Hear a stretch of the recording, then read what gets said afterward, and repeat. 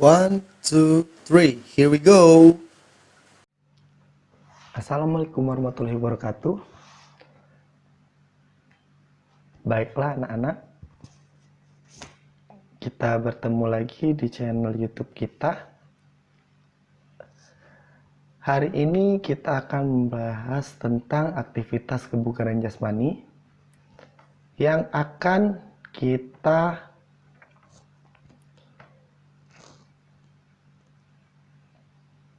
pelajari atau kita pahami tentang fungsi, pengertian, dan macam-macam gerakan-gerakan yang ada di dalamnya. Oke, karena ini memakan waktu yang agak lama dan I'm guaranteed ya, udah dijamin ini akan sangat berguna buat kalian di ujian semester akhir nanti. Oke.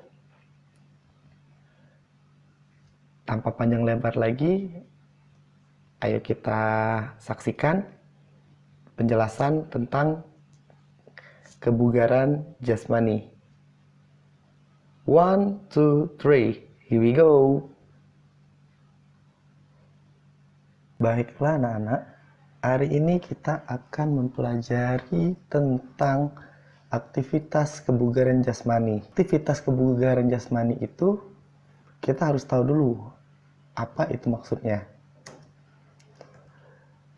Jadi pengertian dari kebugaran jasmani itu adalah kesanggupan dan kemampuan tubuh melakukan penyesuaian terhadap pembebanan fisik yang diberikan kepada atau dari kerja yang dilakukan sehari-hari tanpa menimbulkan kelelahan berlebihan yang berarti. Setiap orang membutuhkan kebugaran jasmani yang baik agar ia dapat melaksanakan pekerjaannya dengan efektif dan efisien tanpa mengalami kelelahan yang mempengaruhi sistem kerjanya. Tingkat kebugaran jasmani seseorang sangat menentukan kemampuan fisiknya. Dalam melaksanakan tugas-tugasnya sehari-hari, kian tinggi derajat atau tingkat kebugaran jasmani seseorang, kian tinggi juga kemampuan seseorang untuk melakukan pekerjaan yang berhubungan dengan fisik. Selain berguna untuk meningkatkan kebugaran jasmani, latihan kondisi fisik merupakan program pokok dalam pembinaan siswa untuk berprestasi dalam cabang olahraga. Apa sih manfaat dari latihan kebugaran jasmani itu?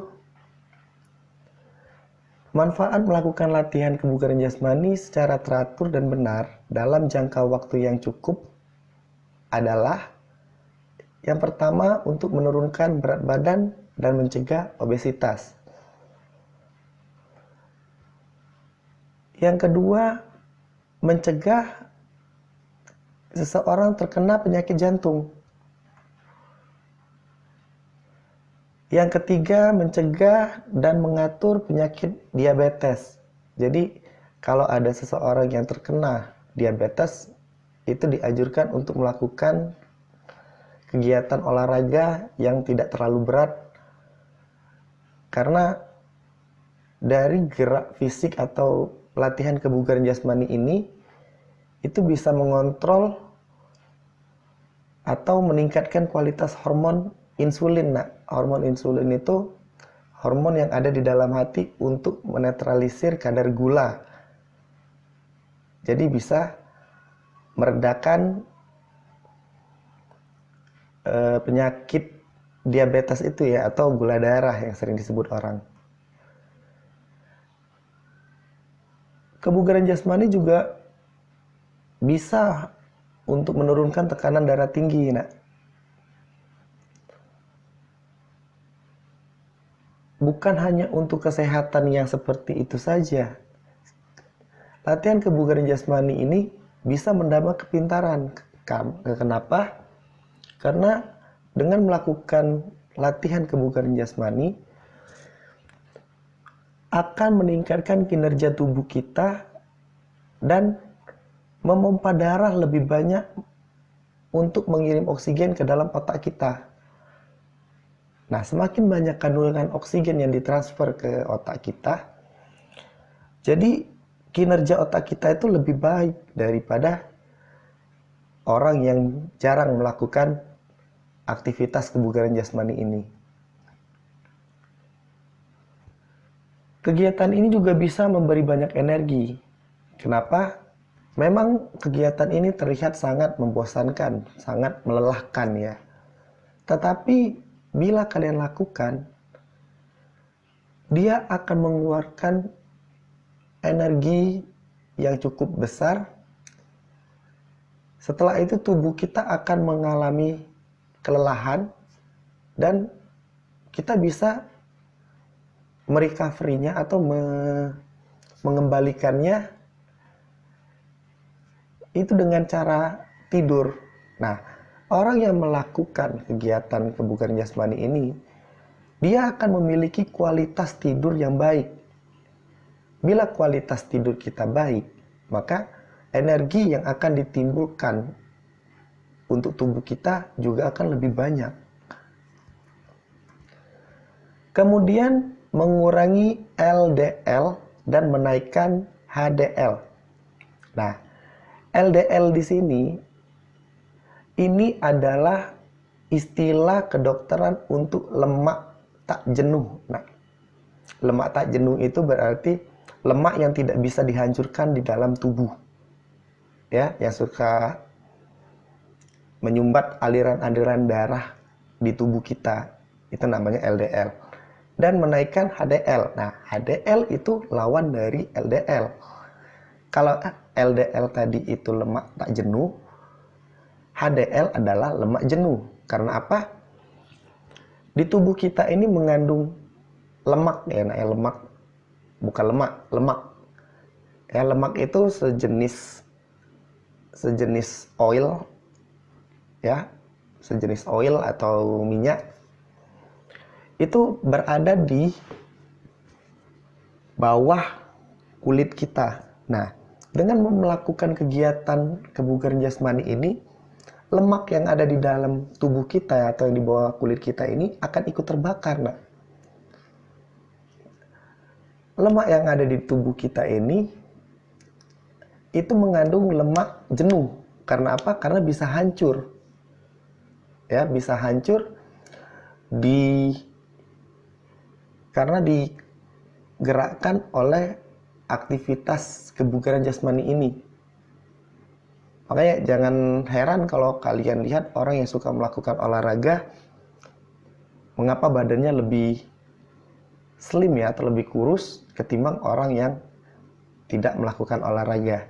Karena apa? Karena lemaknya itu bisa diatur.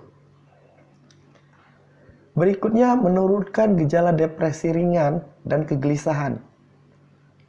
Biasanya orang yang mengalami depresi ringan ini atau kegelisahan itu biasanya orang yang tidak memiliki kegiatan apapun. Nah, jadi kebiasaannya itu hanya makan, tidur, nonton, main game, belajar, ya, membebani tubuh kita dengan hal-hal yang seperti itu terus atau rutinitas tanpa melakukan refreshing. Sedangkan kegiatan kebugaran jasmani ini bisa untuk menjadi sarana refreshing kalian atau sarana relaksasi kalian.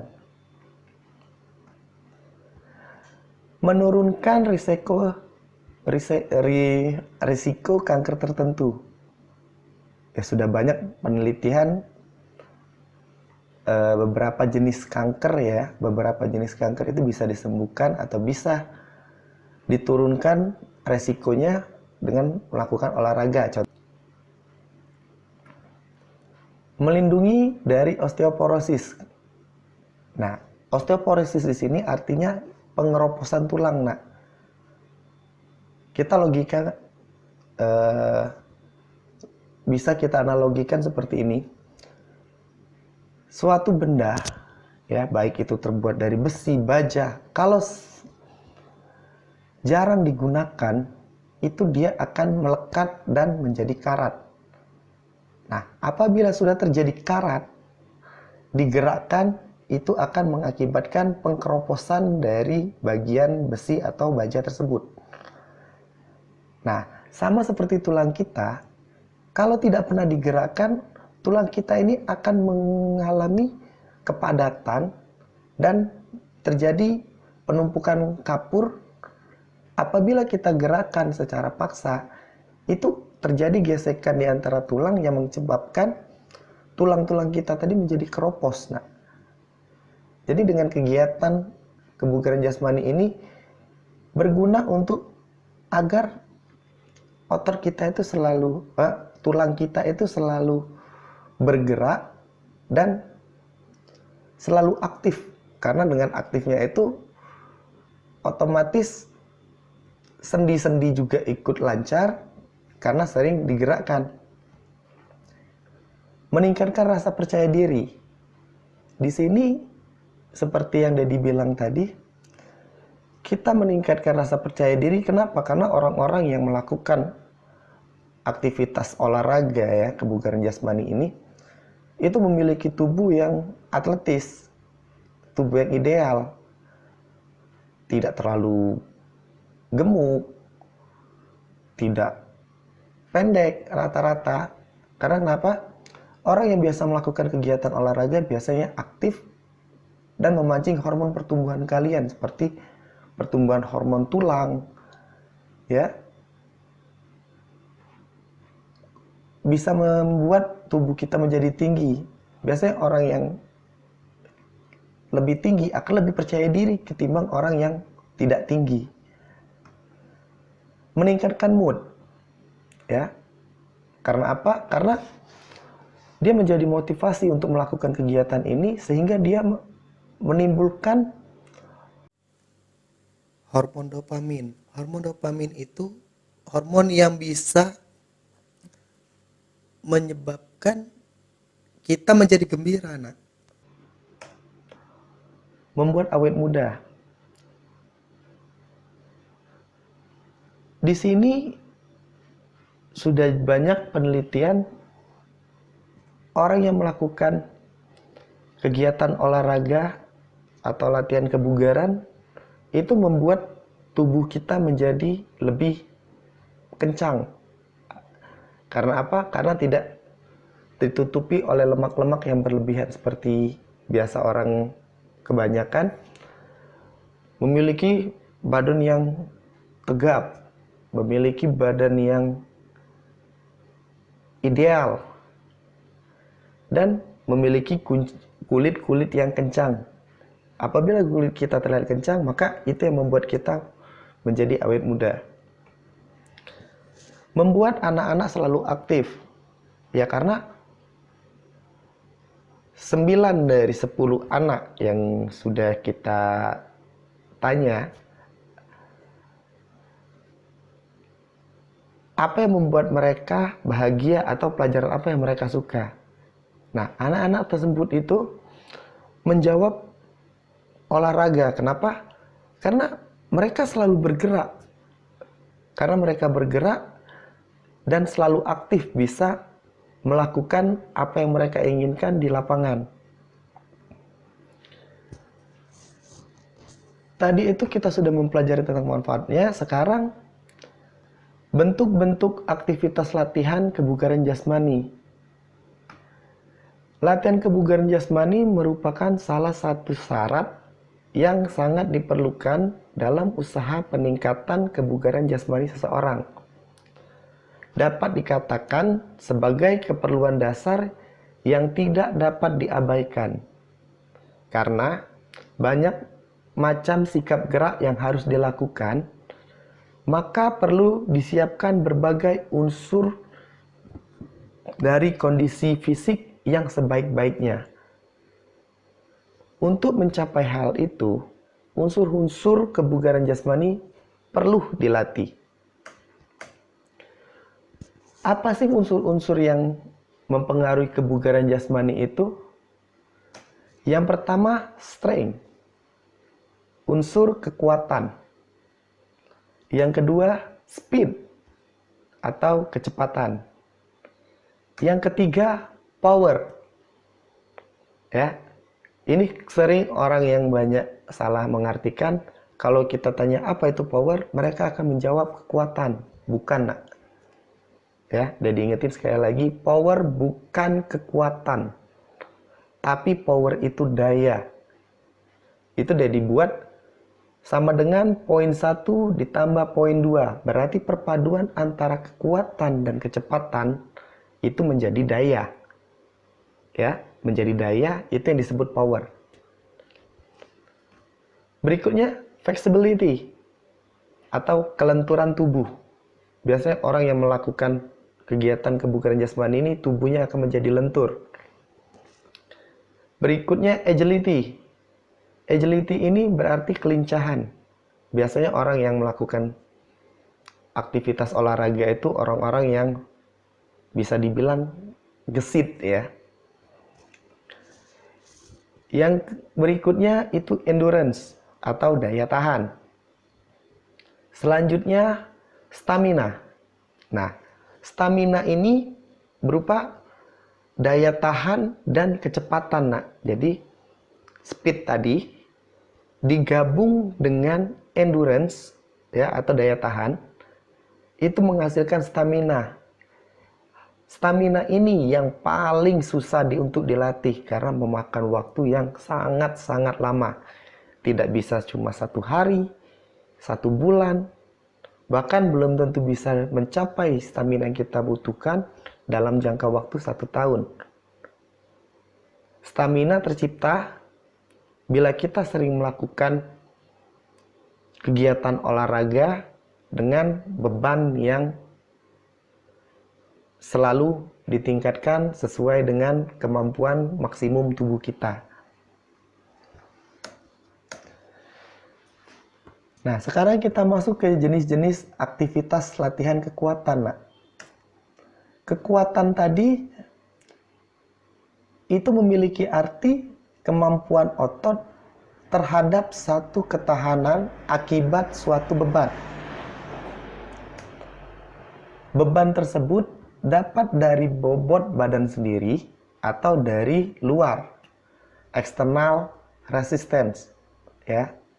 Jadi kalau yang dimaksud beban diri sendiri itu ya dari berat badan kita sendiri, dan yang dimaksud dari luar atau external resistance itu adalah seperti kalian membawa tas yang berat kan menjadi beban. Kalian membawa kantong kresek atau kantong buku itu beban dari luar. Kekuatan dapat ditingkatkan dengan latihan yang menimbulkan tahanan. Misalnya mengangkat, mendorong, atau menarik. Bentuk-bentuk latihan kekuatan secara sederhana antara lain akan dijelaskan berikut ini. Aktivitas latihan kekuatan otot perut. Kalian bisa melakukan kegiatan ini dengan cara tidur terlentang, kemudian kedua lutut ditekuk, kedua tangan kalian, ya, telapak tangan kalian itu bisa kalian letakkan di belakang kepala ataupun disilang di depan dada kalian. Kemudian angkat badan kalian ke atas hingga membentuk posisi duduk. Kedua tangan tetap berada di belakang kepala atau disilang di depan dada tadi. Lakukan gerakan ini sebanyak-banyaknya. Ya, untuk kalian seperti yang mau mencoba melakukan ini, jangan sebanyak-banyaknya sampai berapa jam, bukan. Kalian cukup melakukan, coba dulu untuk melakukan selama 30 detik. Kemudian setelah kalian terbiasa dengan 30 detik, kalian lakukan selama 40 detik, naik sedikit demi sedikit, tapi bertahap, nak. Jangan sanggup melakukan 30 detik, langsung kalian hajar 1 menit. Jangan. Jadi naiknya itu sedikit-sedikit dan bertahap. Kenapa? Karena bila kalian memaksakan beban yang berlebih, itu akan mengakibatkan cedera pada tubuh kita. Nah, dari penjelasan yang Dedi bilang ini tentang kekuatan otot perut, kalian memiliki gambaran nggak?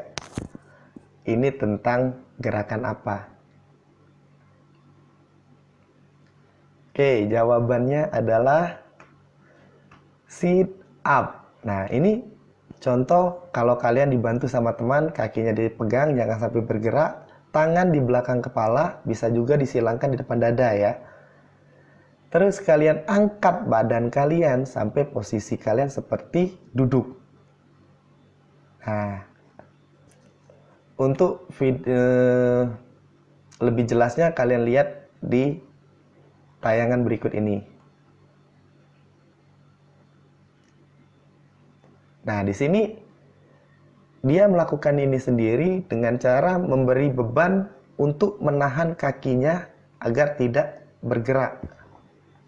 Lihat kakinya ditekuk, badannya diangkat, tetapi lihat bagian punggungnya itu selalu lurus, tidak ada yang bengkok. Oke. Kita masuk ke materi berikutnya, yaitu aktivitas latihan kekuatan kedua lengan. Ini dilakukan dengan cara tidur terlungkup ya, atau kalian biasa bilang tengkurap. Kedua kaki rapat lurus ke belakang, ujung kaki bertumpu pada lantai. Nah, ujung kaki ini berarti jempol kaki kalian ya, ujung jempol kaki kalian itu harus menghadap ke lantai, menjadi tumpuan tubuh kalian. Kedua telapak tangan di samping dada dan jari-jari tangan menunjuk ke depan. Kedua siku ditekuk. Ya, jangan posisinya digenggam atau membentuk huruf V, tetapi buka tangan kalian selebar-lebarnya dan arahkan ke depan. Angkat badan kalian ke atas. Jadi badan kalian itu didorong sampai badan kalian terangkat. Kedua tangan lurus ya, sampai kedua tangan kalian itu lurus dan badan dan kaki merupakan garis lurus. Berarti badan sama kaki kalian itu merupakan seperti garis lurus. Berarti tidak boleh bergelombang. Ya. Ini yang biasa sering terjadi, malah kalian melakukan gerakan ini malah bokong kalian itu sedikit nonjol. Karena apa? Karena waktu kalian mengangkat tubuh kalian itu tidak dengan sejajar atau tidak membentuk garis lurus. Setelah diangkat, badan diturunkan kembali dengan cara membengkokkan tangan kalian, ya, membengkokkan kedua tangan kalian melalui siku. Badan dan kedua kaki tetap lurus dan tidak menyentuh lantai. Jadi jangan sampai badan kalian ini, bagian perut itu sampai menyentuh lantai. Lakukan latihan ini berulang-ulang, sama seperti yang kita lakukan latihan pertama tadi, sit up. Itu kita lakukan 30 detik dulu. Jangan cepat-cepat, jangan cepat-cepat. Lakukan senyaman kalian dulu, baru kalian kalau sudah terbiasa baru boleh melakukannya secara cepat. Nah, dari penjabaran itu tadi kalian sudah memiliki gambaran kan gitu. Ini gerakannya gerakan apa? Ya, betul. Nah, ini gerakan push up. Nah, lihat tangannya ditekuk dengan posisi telungkup atau tengkurap ya. Itu langsung ambil posisi bagian perut tidak menyentuh lantai. Nah, baru didorong, diturunkan lagi, didorong lagi. Nah, untuk lebih jelasnya kita akan lihat video yang satu ini. Tuh. Lihat, tidak menyentuh lantai. Ini gerakannya cepat ya, kalian tidak perlu mengikuti gerakan ini. Maksudnya untuk kecepatannya ya, tapi kalau gerakannya lihat badannya lurus, tidak ada lekuan sedikit pun antara kaki dan badan.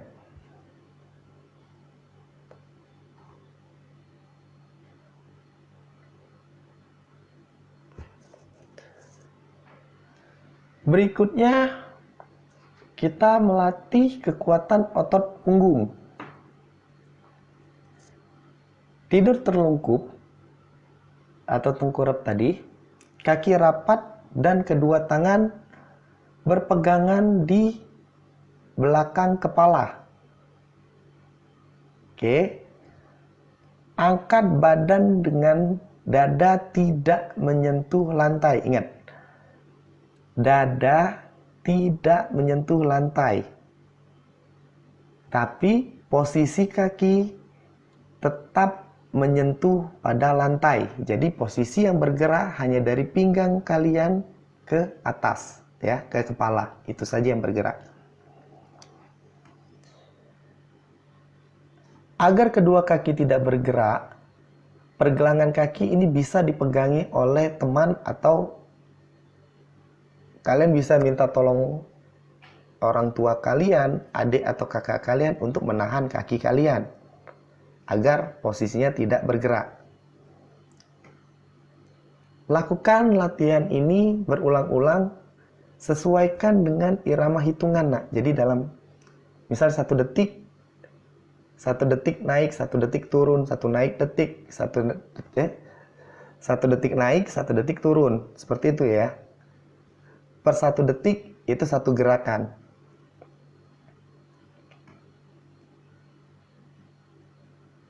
Ini adalah gerakan back up. Nah, lihat ini posisi tangan di atas, di belakang kepala ya. Nah, itu ada temannya yang memegang pergelangan kaki kalian dan kalian mulai bergerak mengangkat tubuh kalian. Untuk lebih jelasnya, kita lihat di video yang satu ini. Nah, seperti itu nak gerakannya nak. Badan dari pinggang ke kepala itu diangkat, sedangkan kaki dipegang. Oke?